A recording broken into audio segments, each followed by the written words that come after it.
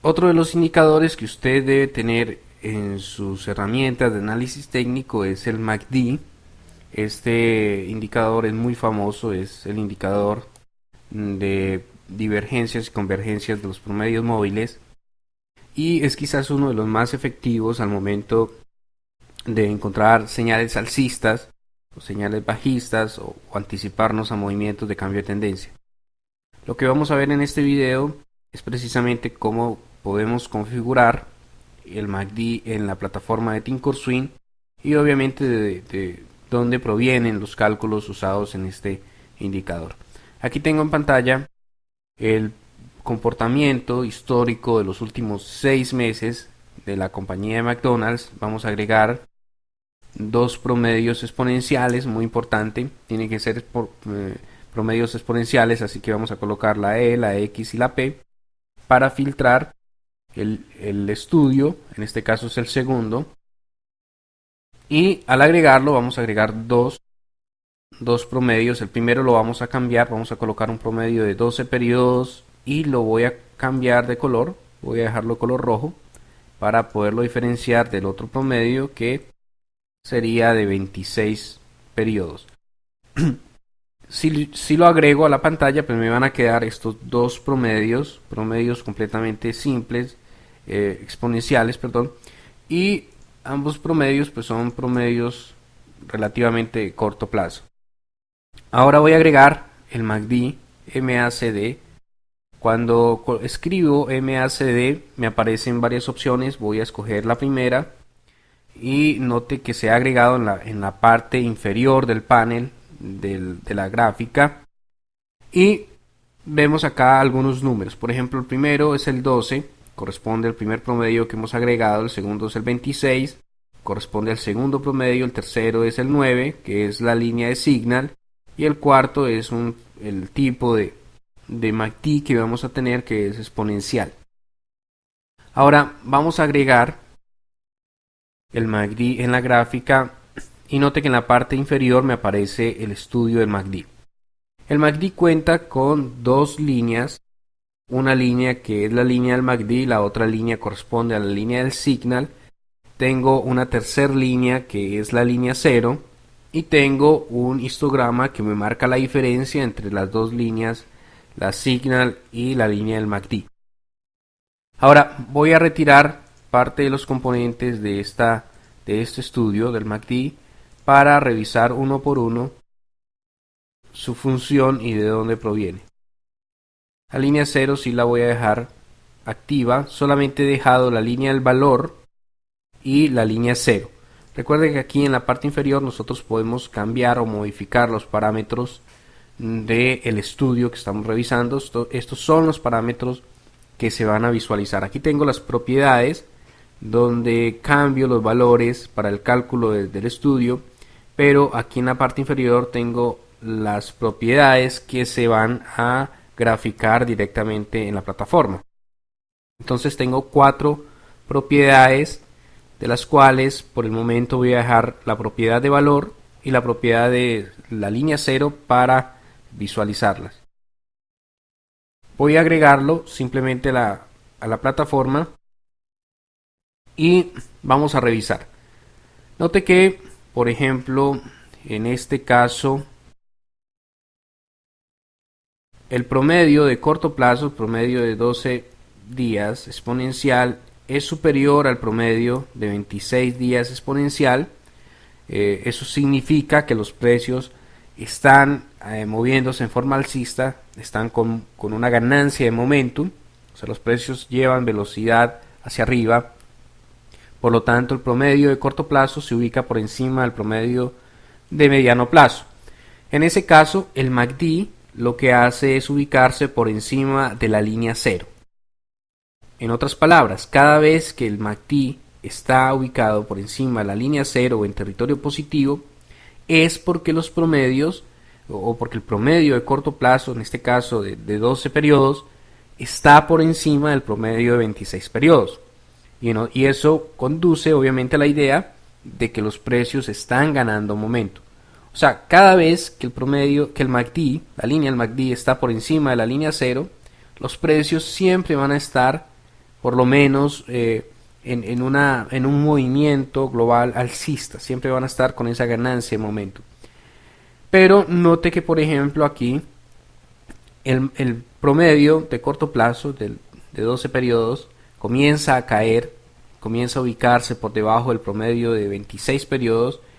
Por ende, el MACD se ubica por debajo de la línea cero. Es ahí precisamente cuando todo el movimiento global de los precios marca una desaceleración, una caída de precios, porque precisamente lo que se está presentando en el momento es una pérdida de velocidad, al contrario es una ganancia de velocidad, pero en forma negativa. Al contrario del primer ejemplo, el primer escenario, los precios ganaban velocidad hacia arriba, en este caso ganan velocidad cada vez más hacia abajo. Y en otras palabras, el punto a partir del cual el MACD marca una ganancia de velocidad alcista, una ganancia de velocidad bajista, es el punto cero de la línea del MACD. Entonces, cada vez que veamos la línea del MACD por encima de la línea cero, estamos en territorio positivo. Cada vez que veamos el MACD por debajo de la línea cero, estamos en territorio negativo.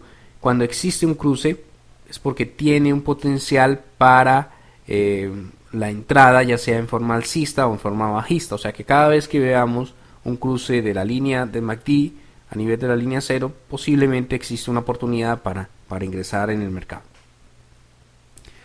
Ahora vamos a agregar la siguiente línea, que es la línea del signal. Esta línea se mueve muy similar a la línea del MACD, pero se calcula a partir del promedio exponencial de 9 periodos de la línea del MACD.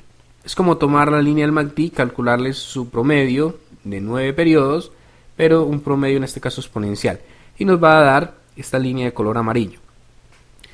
La función de la línea de color amarillo consiste en mostrar momentos en los cuales hay cambios de tendencia en el corto plazo. Por ejemplo, aquí el promedio del MACD, el MACD cruza la línea del signal y lo que existe es un cruce hacia arriba de los precios, un movimiento hacia arriba de precios, pero en el corto plazo. Aquí cruza hacia abajo y existe un movimiento hacia abajo de los precios. Entonces, cada vez que el MACD, que la línea del MACD cruza la línea signal, es porque se está desarrollando un movimiento en la dirección en la que está realizando el cruce. Pero este es un movimiento de muy corto plazo.